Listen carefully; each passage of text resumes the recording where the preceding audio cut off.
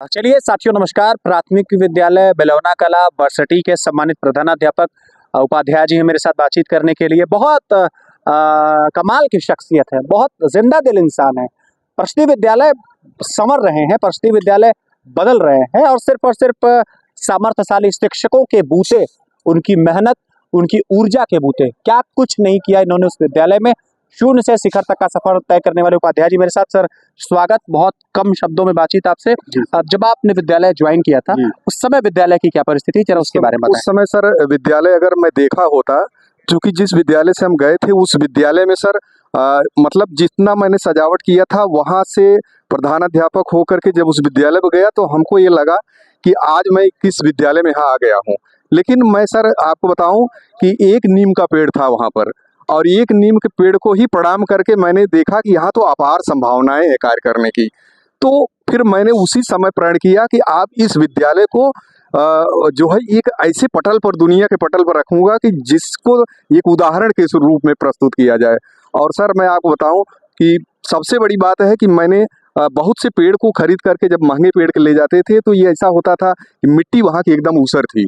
लेकिन जो एक नीम का बहुत विशालकाय पुराना पेड़ था, उस नीम को प्रणाम करते हुए आप समझ लीजिए उसकी जो पत्ती है, उसकी जो निमकौड़ी जो जिसको बोलते हैं, उसको खाद का प्रयोग करके सारा ऊसर समाप्त किया।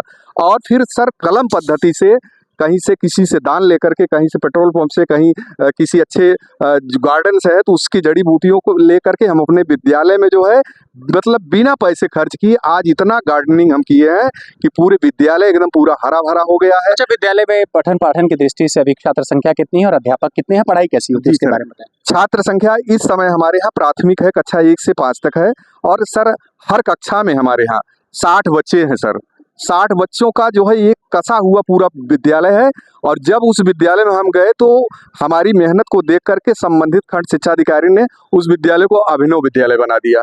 अभिनव विद्यालय वो विद्यालय होते हैं कि जो ब्लॉक में अच्छे 10 विद्यालय थे उन्हीं को चुना गया। फिर 5 विद्यालय को इंग्लिश मीडियम बनाया गया, उसमें भी हमारे विद्यालय को इंग्लिश मीडियम बनाया गया। उन गांव के बच्चों को जहां पर इंग्लिश सोच नहीं सकते थे उसमें इंग्लिश मीडियम विद्यालय हुआ। और समाज का सहयोग मुझे मिलना शुरू हुआ। जावेद भाई ने मुझे विदेश से जब आते हैं तो वो हमारे विद्यालय के लिए पूछते हैं कि मार्ट साहब आपका प्रार्थना जो है हमारे घर तक जाता है, और वो म्यूजिक सिस्टम उन्होंने हमको प्रोवाइड किया है। और समाज ने अभी जो है चूंकि पूना से हमारे एक गुप्ता सर हैं, उन्होंने हमारे विद्यालय के लिए स्मार्ट टीवी भी दिया। और पूरे विद्यालय का परिसर मैंने एकदम सुसज्जित बनाया, क्योंकि ये कहावत है डॉक्टर रविन्द्रनाथ टैगोर की कि अगर जो है विद्यालय का भौतिक परिसर अच्छा नहीं रहेगा तो वहाँ पर समझ नहीं आता है हमको कि शिक्षा का जो मंदिर है वो उस तरह से महसूस होना चाहिए। समाज की तरफ से अब कैसा सहयोग मिल पाता है, कैसे प्रेरणा आपको मिलता है? समाज के लिए ऐसी सहयोग है सर कि अगर कोई भी छोटा भी कार्यक्रम हम करते हैं तो समाज हमारे लिए हर तरह से तन मन धन से तैयार रहता है कि मास्टर साहब आपके साथ हम खड़े हैं। और समाज की इस तरह से जो है कि हम तो यही कहते हैं कि अगर किसी चौराहे पर आप बैठिए और वहाँ पर अगर एक शिक्षक की अच्छाई को चर्चा हो जाए तो मेरे लिए दुनिया का सबसे बड़ा पुरस्कार यही है। उसी पुरस्कार को, उसी सम्मान को बचाने के लिए हम हमेशा सदैव प्रयासरत रहते हैं। जिस दिन प्रथम कार्यभार हुआ था उस दिन घर में परिवार में खुशी होती है, लेकिन उसी तरह से मैं प्रतिदिन जो है कार्य करता हूँ जिससे कि मेरे जीवन में प्रतिदिन खुशी बनी रहे। आप जिला मुख्यालय पे रहते हैं, वहाँ से विद्यालय की दूरी कितनी है, या समय से पहुँच लेते हैं अध्यापक, समय से कैसे सहयोग मिलता है? बिल्कुल सर, समय से सभी अध्यापक पहुँचते हैं। और मैं यहाँ जिले से होते हुए भी मैंने अपने जीवन का एक टाइम टेबल सेट कर लिया है सर। सारे काम को सिस्टमेटिक अगर करते रहें और समय से अगर हम 25 मिनट 30 मिनट जो टाइम टेबल हमारा है उस समय सारणी को अगर बना करके नियमित रूप से अगर हम चले तो कोई भी लक्ष्य हमारे लिए मतलब असंभव नहीं है सर। तो मेरे साथ ये उपाध्याय जी थे बातचीत करने के लिए। बरसठी में विद्यालय आपका है, क्या कमाल का काम किया। फिर कभी जाएंगे तो मिलेंगे वहाँ, लेकिन अभी बहुत सारी शुभकामनाएं उपाध्याय जी को। और बच्चों का भविष्य बना रहे हैं, कहते हैं कि शिक्षक के ही गोद में प्रलय भी है, सृजन भी है, तो सृजन का काम कर रहे हैं। पुनः शिक्षकों का सम्मान करिए, उनका आदर करिए, आपकी उम्र बढ़ेगी, आपका स्वास्थ्य बढ़ेगा, समाज आपको लगातार सकारात्मक सहयोग करता रहेगा। नमस्कार। जोर शोर से